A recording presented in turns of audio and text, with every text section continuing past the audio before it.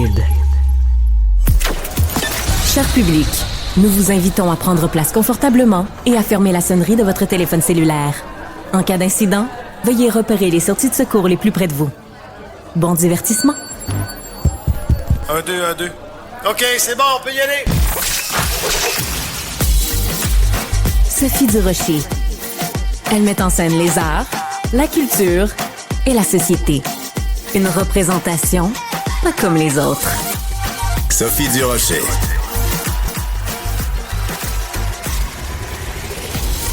Bonjour tout le monde, j'espère que vous allez bien. Moi, ça va bien parce que vous savez à quel point j'aime le milieu culturel. Le milieu culturel est heureux, moi je suis heureuse. Hier, c'était le dépôt, évidemment, du nouveau budget pour le Québec. Bon, il n'y a pas que des bonnes nouvelles là-dedans. Quand même un déficit 16 milliards. Qui se creuse. Tu sais, on avait déjà un déficit record, mais là, c'est un record sur le record. Comme un record brisé. Ça fait-tu qu'on est gagnant? Non.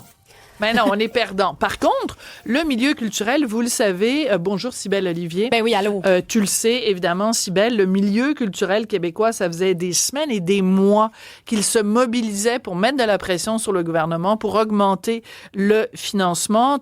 Ça faisait des mois, donc, que les artistes criaient famine. Il y avait une grande mobilisation des artistes, un front commun pour les arts. Ben là, ils sont contents, les artistes sont contents. En tout cas, c'est les retours qu'on a aussi bien de l'Union des artistes que du côté de la réalisation, de la télévision, etc. J'avais envie d'en parler avec Yves Desgagnés, qui est acteur, qui est metteur en scène et réalisateur. Bonjour, Yves. Bonjour, Sophie. Bonjour. T'es chez toi, long de notre magnifique fleuve? Exactement, je suis aux Éboulements, qui est ma nouvelle résidence présentement.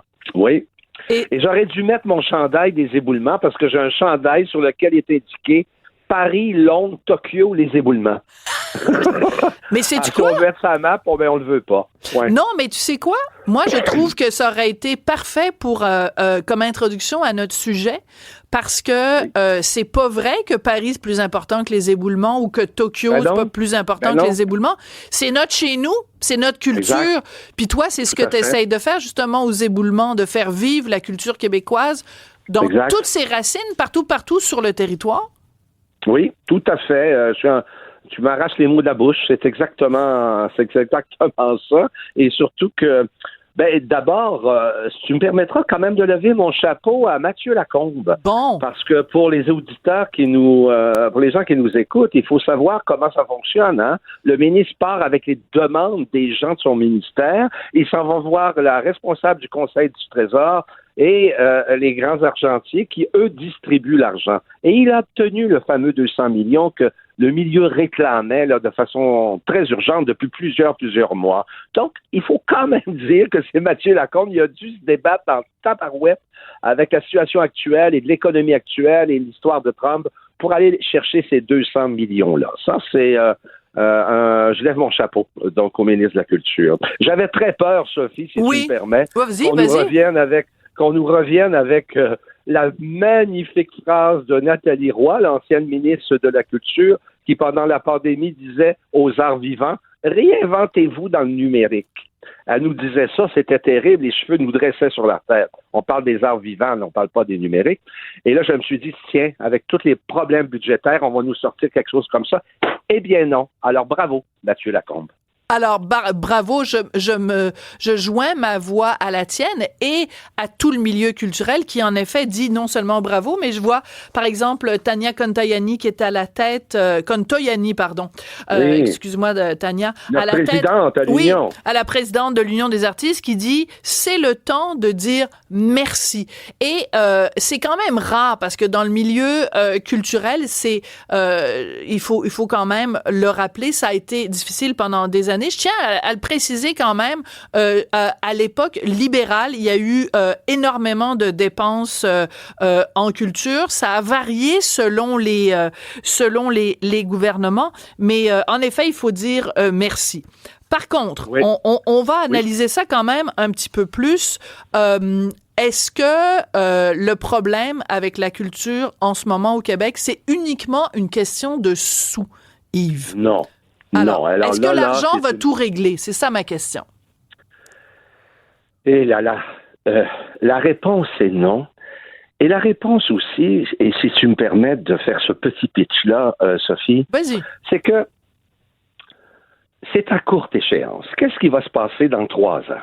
Hein? Parce que ce qu'on vient d'annoncer, ça va durer 2 ans sur 3 ans. Et là, dans 3 ans, on va redescendre dans la rue, on va aller crier au ministère de la Culture. À mon avis, il y a un énorme problème de structure de fond.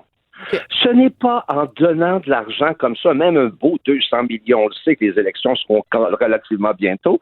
Puis on sait que les artistes ont des grands yeux, qui ont des tribunes, alors vaut mieux les flatter dans le sens du poil parce qu'ils deviennent des ambassadeurs d'un gouvernement ou non. Ouais. Alors, je crois que il y a un problème structurel, politique, c'est que il faut de toute urgence, Sophie, relire André Malraux. Donc, pour rappeler à tout le monde, il a été ministre de la Culture en France dans les années 40, 50, en tout cas, c'était il y a longtemps. Tout de suite après la guerre, voilà. Charles de Gaulle a dit, écoutez, c'est effrayant, l'envahissement de l'Allemagne, l'envahissement des pays, il faut que notre culture soit forte, c'est la seule manière de se distinguer. Il est allé chercher, il a nommé André Malraux, qui était un des grands écrivains et un grand intellectuel, c'était pas un homme politique.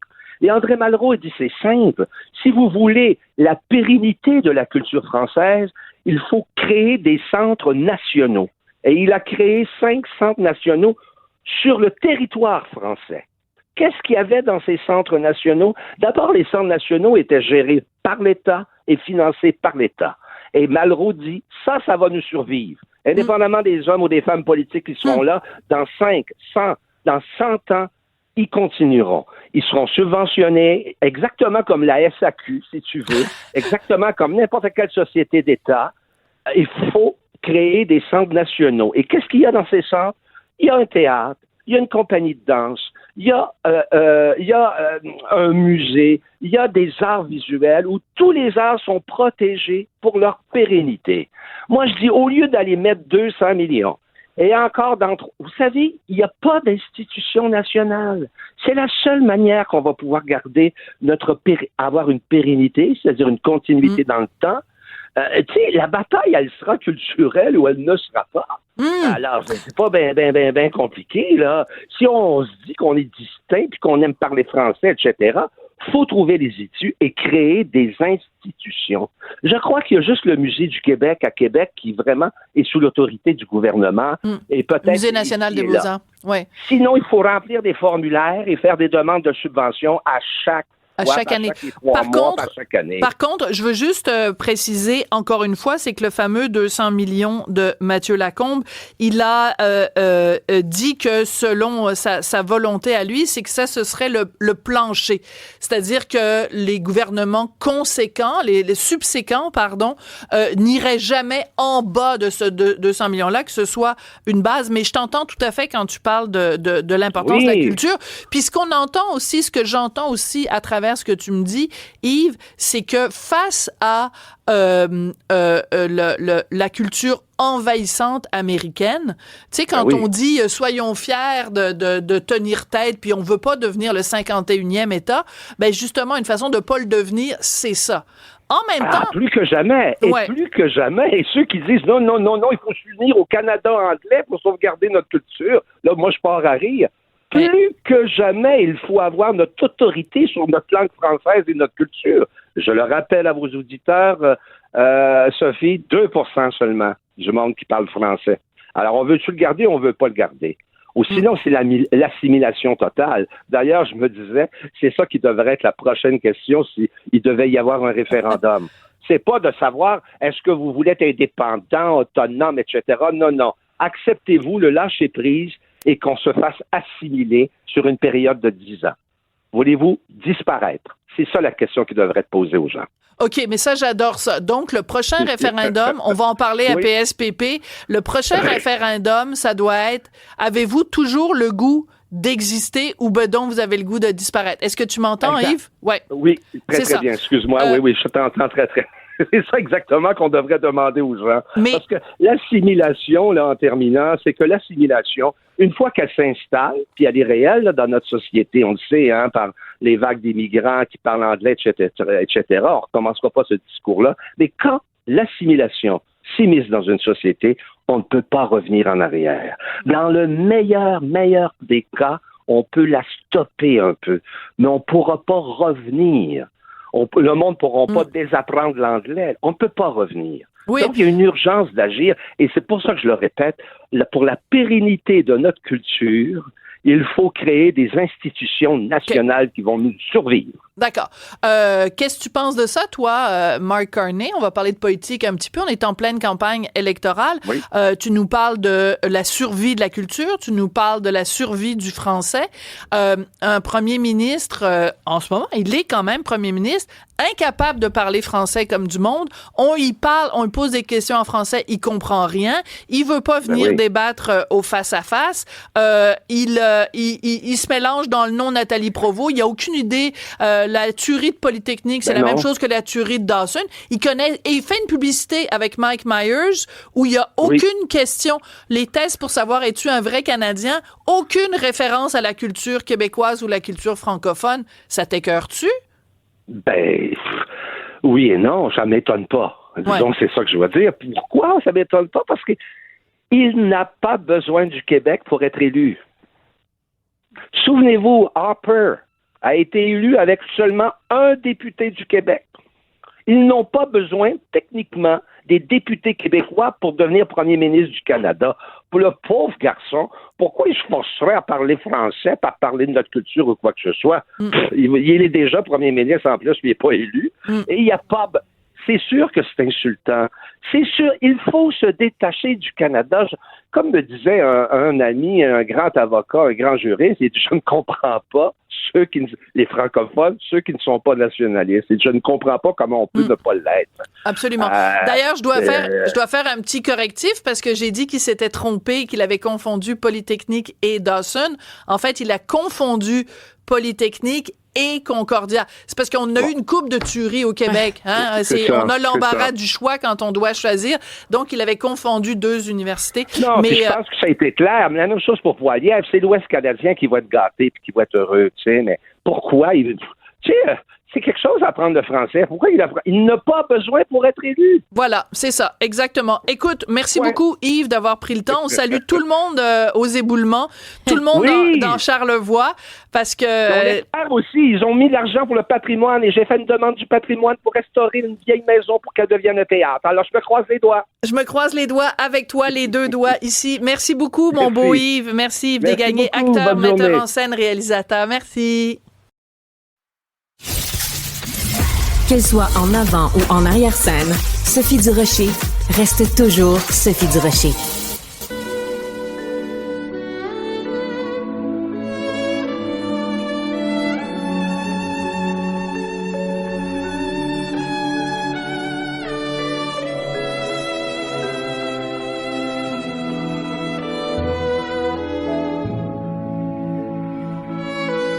Ah, que ça fait du bien d'entendre ça. Vous venez d'entendre l'Orchestre Philharmonique de Québec. C'était Alexandre Dacosta et ses amis musiciens qui faisaient une version donc instrumentale, symphonique de Une chance qu'on ça, bien sûr, vous aurez reconnu, de Jean-Pierre Ferland.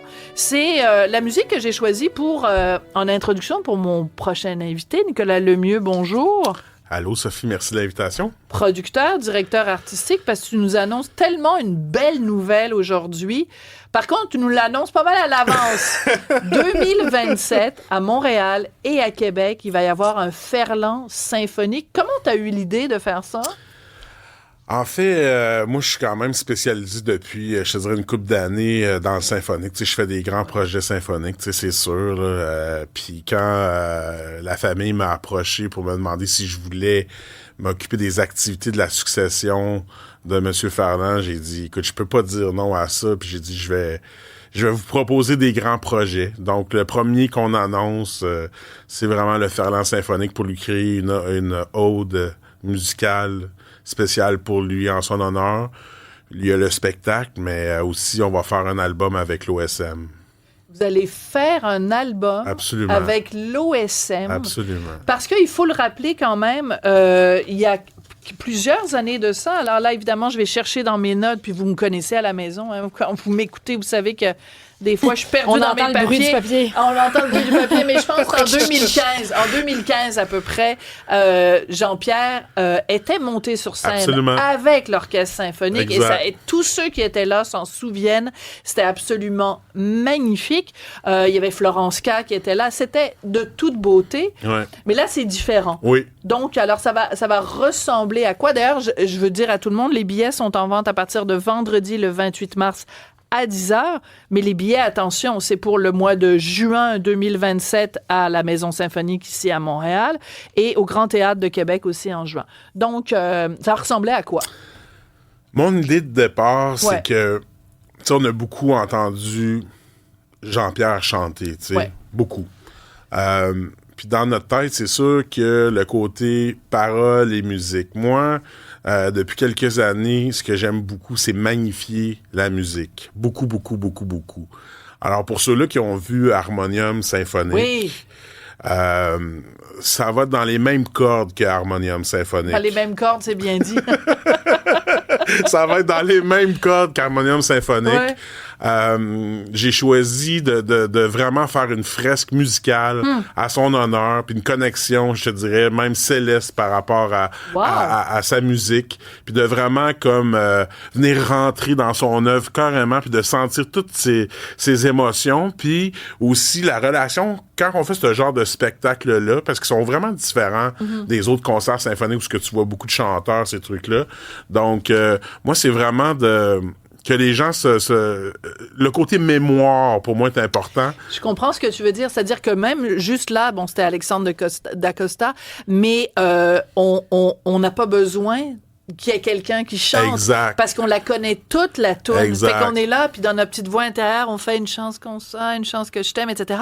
Mais, et puis, il y en a plein des chansons de Ferland qu'on connaît incroyable. tellement que, et je trouve ça intéressant aussi, votre approche, parce que c'est une façon de dire, au-delà des mots, parce que les mots sont importants, bien sûr, mais au-delà des mots, on peut aussi mettre en valeur la qualité des musiques. Alors, dans certains cas, c'était Ferland qui faisait sa propre musique. Il a travaillé avec les plus grands. Il a travaillé avec Robidoux. Il a travaillé avec Cousineau, Pierre Mercure, Alain Leblanc. Évidemment, impossible de l'oublier, Bob Cohen. Donc, c'était impossible d'oublier tous ces gens-là.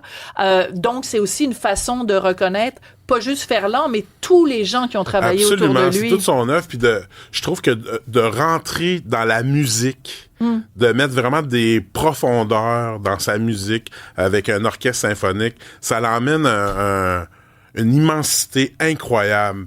Puis le côté réception de ça, c'est que tu chantes dans ta tête et tu t'images des choses au complet. Tu danses dans ma tête.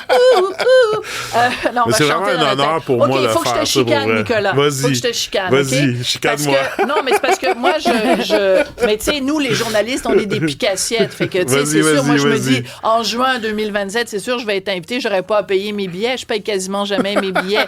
Mais là, je pense aux gens qui nous écoutent. Les billets, c'est quand même, c'est des gros bidous. Oui. Donc, les prix commencent à 73 $ et finissent à 183 $. Oui. Tu vas me dire, ben oui, ben là, il y a plein de monde sur scène, c'est l'Orchestre symphonique de Québec. T'es conscient qu'il y a bien des gens qui adorent Ferland, mais qui disent, j'ai juste pas les moyens de me payer ça. Je suis conscient, mais moi, en tant que producteur, puis en tant que directeur artistique, je veux pas y aller à la moitié. J'ai décidé d'embarquer dans des concerts symphoniques où c'était grand déploiement. Déjà, les orchestres, à la base, c'est quand même extrêmement cher. Oui. Donc, puis de créer les arrangements. Leur nombre d'heures de répétition, c'est calculé, c'est chronométré. Au quart de seconde. Donc, ouais, pour vrai? Je sais pas. Absolument. OK, c'est vraiment, je peux il n'y a pas de dépasser débordement. une seconde, puis ça me coûte genre 20 000 $. T'es-tu sérieux? De la seconde, on niaise pas, à la seconde. seconde. OK, alors Il y a un timer avec quelqu'un qui est là, qui compte. OK, je pensais que c'était une manière de parler. Non, je c'est ne savais vraiment pas vrai. du tout. Puis pas juste ça aussi, c'est que moi, je pense que les gens commencent à connaître aussi le genre de production qu'on fait chez GSI Musique. Donc, on emmène une mise en scène, on emmène quelque chose de vraiment... Puis je suis conscient que c'est plus cher, puis que... Mais, à un moment donné, si on veut créer des grandes choses, ça coûte plus cher. Donc, il y a le côté rationnel qui arrive au billet que ça coûte un prix. Donc, c'est quand même assez simple. Je pourrais dire, je vais cheaper, mais je peux pas faire ça aux gens avec qui je travaille puis que je fais comme projet. Je peux pas faire ça. Tu viens d'inventer le mot cheaper. Je connaissais pas ça. Je le découvre à l'instant. Non, mais c'est parce que je vais te payer des droits d'auteur. J'adore ça. Alors, Cybèle, anecdote, OK? Puis en fait, toi, tu la connais peut-être, cette anecdote-là. Il y a quelques années de ça. Donc, Jean-Pierre monte sur scène. Puis là, ils font, tu comprends, l'orchestre symphonique. Puis c'est l'œuvre de Jean-Pierre, puis tout ça. Puis entre les morceaux, Jean-Pierre, il parle. Mais Jean-Pierre, il est pas arrêtable quand il commence à parler. Oh. Fait que là, il a pris trop de temps pour parler entre les morceaux. Puis là, il y a quelqu'un de l'OSM qui chronométrait. Jean-Pierre, disait, attends, c'est que là, mettons, le concert était prévu pour durer, mettons, 1h45. Ben, au bout d'1h45, il y a quelqu'un de l'orchestre qui a dit, c'est fini. Fait que là, Jean-Pierre, il voulait revenir faire un rappel. Et les musiciens ont dit... Impossible. Non. Et moi, là, je le connais bien, comme Jean-Pierre, une insulte. là. Non, mais il était pas content. Mais non, mais absolument. Puis moi, c'est arrivé avec quelques artistes que des fois, l'orchestre se lève, s'en va. Oui. Tu sais, c'est comme... Eux, ils sont cloqués, ils sont syndiqués, là. Mais c'est pas les musiciens, mais c'est les règles. Voilà. Faut connaître les règles dans les symphoniques. Alors, il y a toutes sortes d'explications. Ouais. C'est important d'en parler parce que... Moi, Sophie, juste te dire, par rapport, mettons, au coût... Ouais. Quand je fais un projet symphonique avec un album puis un show, là, le coût de ça de production, c'est environ 2 millions que ça coûte. Hein? Elle va le noter sur son petit papier. OK. Oui, je note tout, je sais, Donc, je me demande des fois ce que tu c'est énorme comme investissement, mais sauf que c'est quelque chose qui est pérenne, c'est pour toute l'histoire. Alors, pour faire quelque chose de qualité... C'est un leg aussi que tu laisses. Je veux juste revenir, une parenthèse, je suis très content que tu nous aies donné le chiffre, c'est qu'il y a des règles syndicales aussi parce que, tu sais, mettons, t'es violoniste, OK? Tu peux pas passer plus de 2 heures. Ils ont calculé que, mettons, 1h45 à faire zing-zing. Au niveau de l'ergonomie? Ben oui. C'est que c'est aussi... C'est pour ça que les heures de répétition, puis tout ça, tu sais, les musiciens, ils sont assis. Il y a les athlètes de la musique. Ben oui, tout à fait. Puis donc, nous, je peux comprendre leur point de vue aussi. Puis nous, de notre côté aussi, du côté de la production, c'est qu'on devient aussi complice de ce côté athlétique-là parce que on a vraiment un timing très, très précis. Puis il faut vraiment respecter ça parce que si on ferait pas ça, tout le monde exagérait puis ça serait un peu n'importe quoi. Puis je pense qu'il faut respecter le standard aussi qu'on est. Puis tu sais, aussi, dans les concerts symphoniques que je fais, moi, c'est pas 40 musiciens, là. Donc, c'est pas, tu sais, je veux pas dénigrer aucune production symphonique, mais les productions que nous, on fait, c'est toujours un minimum de 65, 70, 75. Ça peut monter jusqu'à 100 musiciens. Okay. Donc, c'est sûr que l'impact musical n'est pas pareil, puis la qualité. Hey, il a pas aimé ça que je le chicane. Ah non, ça me dérange pas, je l'explique.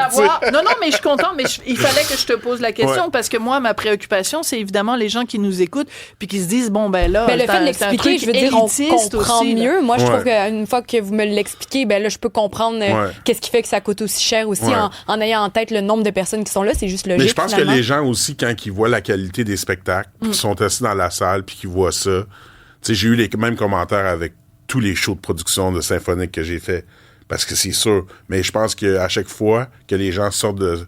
ça reste dans la mémoire, puis c'est quand même quelque chose... Ils se disent, j'en ai eu pour mon argent. Absolument. Voilà. Petite question quiz, Nicolas Lemieux, ta toune préférée de Jean-Pierre? Musique.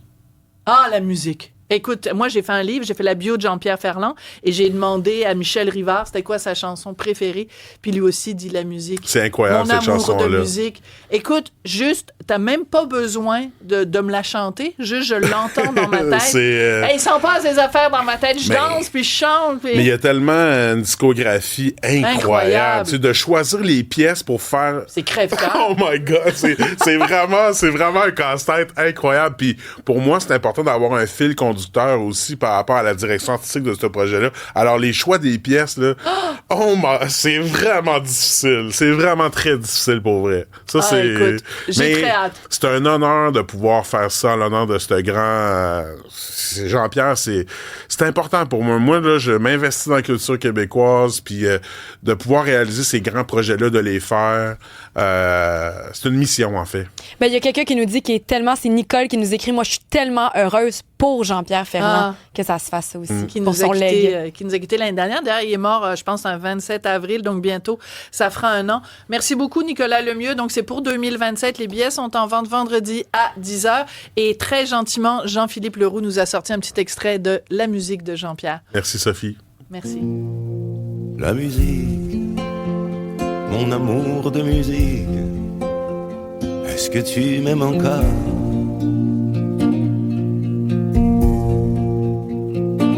La musique.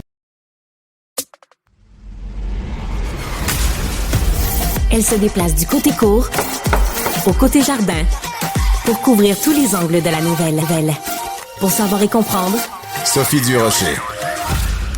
Alors hier, elle a eu 100 ans, Jeannette Bertrand, donc elle a eu toutes sortes d'hommages, ça finit plus, c'est mérité, une pièce de théâtre bientôt, avec Guylaine Tremblay, il y a une exposition, en fait, audiovisuelle dans le lobby de la Place des Arts, mais il faut aussi se rappeler que Jeannette Bertrand, c'est quelqu'un qui, dans les années 60, a sorti un livre de recettes qui se vend encore, qui s'est vendu au fil des ans à des dizaines et des dizaines de milliers d'exemplaires. Et s'il y a quelqu'un qui a, disons, bien incorporé, voilà, on le voit à l'écran, les recettes de Jeannette. Donc, là, on a la nouvelle édition. C'est Christian Bégin qui a fait la préface. C'est indiqué, d'ailleurs, ça s'est vendu à 300 000 exemplaires. Mais s'il y a quelqu'un qui a bien incorporé les leçons de Jeannette, c'est bien Bob le chef. On le rejoint tout de suite, justement, pour parler de cet héritage-là. Bonjour, Bob. Bonjour, merci de me recevoir, c'est tout le temps plaisant. Ben, c'est tout le temps chouette, Bob. Écoute, sur ta page Facebook, t'as dit hier, pour souligner l'anniversaire de Jeannette, t'as fait comme tout le monde, hein, on a tous mis une photo de nous avec Jeannette. Oui. Tant pis pour ceux qui en ont pas. T'as mis... C'est plate. Ben oui. On est jaloux. Toi, n'as-tu une photo de... Ben là, regarde. C'est trop tard. Pendant ce temps-là, on va aller la montrer, la photo de toi avec Jeannette, parce qu'elle est absolument wow. C'est tellement beau. Donc, elle est venue cuisiner avec toi. Cuisiner avec toi à l'Anarchie culinaire. Bob, t'as écrit ici l'une des recettes les plus populaires sur mon site et ma chaîne YouTube, la fameuse recette de rôti de palette de Jeannette. Qu'est-ce qu'elle a de spécial, cette recette-là? Ben, premièrement, c'est une recette que j'avais mis dans mon dernier livre, que ça fait déjà 15 ans qu'il a paru. Donc, essayez pas de le trouver, je pense qu'il n'existe plus, ce livre-là. À l'échange, peut-être? Exactement. Je voulais rendre hommage à Jeannette Bertrand parce que c'était une inspiration pour moi dans sa façon de cuisiner. Jeannette, au moment de sortir son livre de cuisine en 1968, faut se rappeler, elle est femme mariée, elle est nouvellement mère à l'époque, et aussi est animatrice télé-radio. Ben oui. Mais à l'époque, c'est une autre époque, hein, les femmes restaient à la maison et même si elle avait toutes ces tâches-là, elle faisait quand même à souper à son mari quotidiennement. Donc, c'était vraiment des recettes de son quotidien qu'on retrouve dans ce livre et c'est des recettes qui sont extrêmement faciles. Et moi, j'ai tout le temps prôné la cuisine facile, la cuisine accessible pour mon public. Et le rôti de palette, écoutez, on a besoin d'un rôti de palette. Et on a besoin d'une enveloppe de soupe à l'oignon. Il n'y a pas plus simple comme recette. 2 ingrédients. On met ça dans un plat qui va au four. On couvre avec un papier d'aluminium. Et on laisse cuire pendant 3 heures. Et on a un bœuf braisé qui est absolument sublime au niveau du goût. Et c'est vraiment une recette là, qui est très facile à réaliser pour tout le monde. Là. Ben, j'étais pas au courant que ça venait de Jeannette, mais moi, c'est ma mère. Tu l'as déjà fait? J'ai fait plein de fois. Moi, je mets de la moutarde, la soupe à l'oignon, le petit bouillon de Nord. Tu sais, j'ajoute du thym, des trucs comme ça. Et c'est extraordinaire. Mais donc, sans le savoir, tu faisais du Jeannette. Ben, j'imagine que ça a été repris après sur Internet. Les gens ont dû reprendre ça parce que moi, quand je le faisais, je prenais pas la recette de Jeannette, mais c'était la recette avec la soupe à l'oignon. Puis qui aurait pensé de mettre ça, tu sais, de même dans le petit mélange qu'on badigeonne, là. Ouf! OK, je vais me faire ça bientôt, c'est sûr. D'un coup, tu reçois des gens à manger bientôt. Mais Bob, tu vois la réaction de ma collègue Cybèle, c'est que c'est désarmant de simplicité. En même temps, la première personne qui a pensé à prendre un crayon puis à mettre la gomme à effacer sur le crayon, ben, cette personne-là a juste mis 2 affaires simples, l'une à côté de l'autre, mais aujourd'hui, ça nous vient pas l'idée d'avoir un crayon à mine sans la petite gomme à effacer sur le dessus. C'est simple. C'est comme la soupe à l'oignon sur la palette L'affaire de Paletta. Exactement. Et vraiment, le livre a été réédité, vous l'avez dit. Il y a des bijoux là-dedans. Oui, et moi, je trouve que c'est... bon, là, on vient de voir ma blonde passer oui, on vient de voir Victoria. On salue Victoria. Mais c'est vraiment un hommage, je trouve, à la cuisine québécoise aussi. Il n'y a pas de flafla là-dedans. Oui. On parle de sauce à spaghetti, pas de la sauce bolognaise, la sauce à spag, là, à base de tomates avec du bœuf haché. Un pain aux bananes qui a rien de moins que 9 bananes dedans. C'est un pain assez dense, merci. Et un autre classique québécois, inspiré un peu de la cuisine française, le fameux jambon dans le foin. Si vous avez des amis agriculteurs, agricultrices, volez-leur du foin et faites cette recette. Vous mettez du foin dans le fond d'une cocotte, mettez un jambon sur le foin, vous couvrez d'eau froide et vous portez ça à ébullition, vous laissez mijoter, vous calculez à peu près 20 minutes par livre pour votre jambon et vous allez avoir le meilleur jambon que vous allez manger de votre vie. OK. Donc, en effet, tu dis c'est des classiques québécois. En même temps, tu vois, on passe d'un extrême à l'autre. C'est-à-dire qu'à peu près tout le monde peut avoir, mettons, dans son garde-manger, un petit sachet de soupe à l'oignon desséché. Mais du foin, faut vraiment que tu aies un chum ou une chum agriculteur, agricultrice ou quelqu'un qui participe à l'émission Le Bonheur est dans le prix, qui peut... L'amour est dans le prix. Ah, l'amour est dans le prix? Pourquoi je pensais que c'était le bonheur est dans le prix? C'est parce que les deux viennent ensemble. Qu'est-ce qui se passe? Prends-le en note sur ton petit papier. L'amour est dans le prix. Mais il reste que... En fait, c'est que ça parle de nous, ça parle de notre terroir. C'est ça qu'on aime. Oui, absolument. Et tout le temps dans la simplicité, dans l'accessibilité. Je pense que, encore une fois, sans m'inspirer directement de Jeannette, c'est quelqu'un qui était proche de son... qui l'est encore proche de son public, qui est très accessible. Et c'est ça qui a été la clé de son succès tout au long de sa carrière.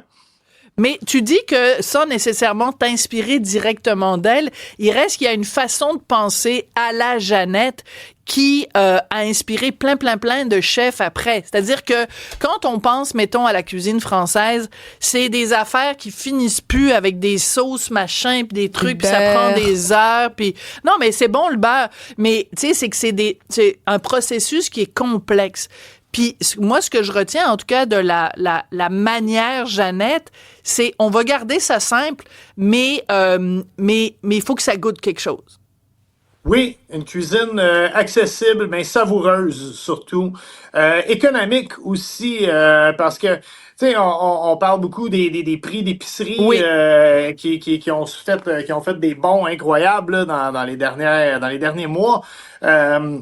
Ben justement, le rôti de palette, c'est quand même une coupe qui reste encore assez populaire. On va le trouver en spécial assez souvent là à l'épicerie. Profitez-en d'ailleurs quand il se retrouve là à 12-13 piastres le rôti de palette. Achetez-en quelques-uns, mettez-le dans votre congélateur. Et aussi un petit conseil pour les gens qui et pour les gens qui nous écoutent à la maison, souvent on va trouver le rôti de palette désossé. Si vous êtes capable de le trouver avec l'os, toute viande qui est sur l'os est tellement plus savoureuse. Donc, essayez de favoriser le rôti de palette sur l'os. Vous serez pas déçus de cette recette. Mais non, mais t'as tout à fait raison. Ben, c'est sûr que le fait qu'il y ait l'os, ça fait en sorte que quand on le fait cuire, tous les sucres qu'il y a dans l'os se propagent à la chair, puis ça se mélange à la sauce. C'est bien meilleur. Écoute, en fin de semaine, je pense c'est dans la presse, ou en tout cas, bref, dans un journal, mais je pense que c'est la presse, il y avait une entrevue avec les 3 enfants de Jeannette, et il racontait que quand ils vont au restaurant avec Jeannette, elle apporte tout le temps avec elle un petit carnet de notes, et quand il y a une recette qu'elle aime, elle se lève du haut de ses 100 ans, et là, elle s'en va en cuisine, elle va rencontrer le chef, et il dit « Expliquez-moi donc comment vous avez fait ça, cette recette-là. » Et je trouve ça génial. Est-ce qu'on devrait tous faire ça, Bob? Ça serait vraiment fatigant pour les chefs cuisiniers. C'est sûr. Mais je pense que Mme Bertrand a le droit, elle, de faire ça. Mais si tous les clients faisaient ça à l'époque que j'étais chef, ça m'aurait tapé ses nerfs à un moment donné, ça, je vous le dis. Ça t'aurait tapé ses nerfs, mais si ça avait été Jeannette, ça t'aurait pas tapé sur les nerfs. Ça m'aurait fait chaud au cœur, ça, c'est certain. Absolument. Écoute, je voulais absolument te parler, Bob. J'ai trouvé ça absolument touchant et charmant, la façon dont tu as rendu hommage à Jeannette. Oui, vas-y, Bob. Ben, je veux terminer parce que Jeannette, c'est une grande féministe. Et il faut le dire que derrière chaque homme, il y a une femme. Puis dans le monde où en ce moment, la plupart des chefs vedettes, moi inclus, c'est des hommes, on fait des recettes qui ont été faites par nos mères, par nos grands-mères, par nos tantes, nos grandes-tantes. Donc, rendons hommage aux femmes du Québec tout en célébrant les 100 ans de Jeannette. C'est tellement bien résumé. Qu'est-ce que tu veux que je rajoute après ça? Bob le chef, merci beaucoup. C'est toujours un plaisir de te parler. Puis on continue à te suivre dans tes livres, tes émissions, ta chaîne YouTube, tout le reste, l'ensemble de ton œuvre. Puis on salue bébé qu'on a vu passer dans les bras de sa maman. Je vais se faire changer en ce moment. Je vous épargnerai les détails. Oui, bon appétit tout le monde. Merci, bonne journée. Merci, salut Bob. Elle est parfois dramatique, d'autres fois satirique. Mais chose certaine, elle ne joue jamais la comédie. Sophie Durocher. C'est comme... Ah, vas-y. Avais-tu quelque chose à dire, Marc? Voilà, parce que t'es en Il est compliqué, notre numéro à ce Comment allez-vous, tout le monde? Je sais que tu commences dans le métier là, de la radio, mais quand c'est marqué en rouge, en onde, on est en onde. Voilà. Tu retiendras ça, tu me diras. Bonjour, Cybèle. Bonjour. J'aime ça te taquiner parce que s'il y a quelqu'un autour de la table qui a de l'expérience en radio, c'est bien toi. Je pensais qu'elle allait dire qu'il est susceptible. Ben tellement pas. Excusez-moi. Non, mais je suis content que tu le dises parce que je suis zéro. Je suis absolument zéro. T'es je m'en pas fais une fierté. susceptible. Non. J'aime ça. On haït ça, les gens qui sont sous Oh, non. C'est comme quand il faut faire attention. Il faudrait que je trouve ça désagréable. Les gens qui sont offensés, pas offusqués, plus capables. Marc et Cybèle et moi, on a vu... toi, tu viens de commencer, Cybèle. Ben, en fait, dis de ce dont on parle. Ben oui, merci. Non, mais parce qu'après ça, je vais me prononcer. Alors, il y a la série Adolescence qui cartonne. C'est la première fois que tu dis un mot français en anglais. Tu pouvais le dire totalement en français, tu le dis en anglais. Ben, c'est comme, disons, Game of Thrones. Pourquoi je vais dire, je sais même pas comment... Elle fait du cherry picking, mais c'est ça, mais je l'ai pas vu au complet. Coudonc, je vais pouvoir faire l'introduction? Non. C'est ton show, c'est pas mon show. Je suis d'accord. Excuse-moi, je suis une épice, c'est ton principal. On a dit qu'on haïssait ça, le monde du spoiler, commence pas. C'est très drôle. Alors, on recommence. Mesdames et messieurs, il est 14h47 et à Cube Radio, on va parler de la série Adolescence qui est diffusée sur Netflix et qui est en ce moment la série numéro 1 de Netflix, mais pas juste aux États-Unis, pas juste au Canada, partout à travers le monde. Je pense qu'on est rendu à plus de 23 millions de personnes qui l'ont vu. Toi et moi, Marc, on l'a vu les 4 épisodes. Moi, j'ai commencé, je suis dans... Cybole, j'aime donc bien ça. C'est encore plus hot que Cybèle et la bête. Aïe, aïe, Cybole. Holy shit. C'est très fort. Cybole, ça s'arrêtera jamais. Ben, c'est tout le temps qu'on avait, mesdames, messieurs. Bonne journée. Hey, on se revoit la semaine prochaine. Hey, Cybole, tu vas-tu nous dire ce que t'avais à dire, là? Ça vraiment qu'on peut sacrer. Oui, après ça, il y en a d'autres. On pourrait faire une chronique sur tous les jeux de mots que j'ai eu dans ma vie. C'est extraordinaire. Non, ils sont tout aussi hot que ceux que tu as ici. Non, mais lui, il est drôle. Non, excuse-moi. Hey, on a dit qu'on n'était pas spoilés. Qu'est-ce que c'est ça, Marc? Voilà. Là, tu parles, je suis un surnommé. C'était mon premier métier. Je voulais dire, c'est vrai. Cybèle et la bête. Ça, c'est vrai. Bon, Cybèle a quelque chose à dire. mesdames, messieurs. Attention, ça va être sur YouTube. Tu voulais un moment sucré? Cybèle, Olivier ou une autre option? Cybèle, tu connais ce que t'as à dire? Moi, je l'ai pas vu. En fait, t'es plate, là. Je l'ai pas vu au complet. Je veux pas de divulgacheur. Non, tu veux pas qu'on te dise que la fin, c'est que... OK. Bon. C'est hot. Alors, donc, toi, tu as commencé à le regarder, donc on ne fera pas de divulgacheur. Mon Dieu, je pense que j'ai jamais autant ri en ondes. Ben, voyons donc. C'est plate. Pourquoi il faut regarder cette série-là, Marc Boilard? Alors, ce que je trouve oui, on se réapproprie notre contenu.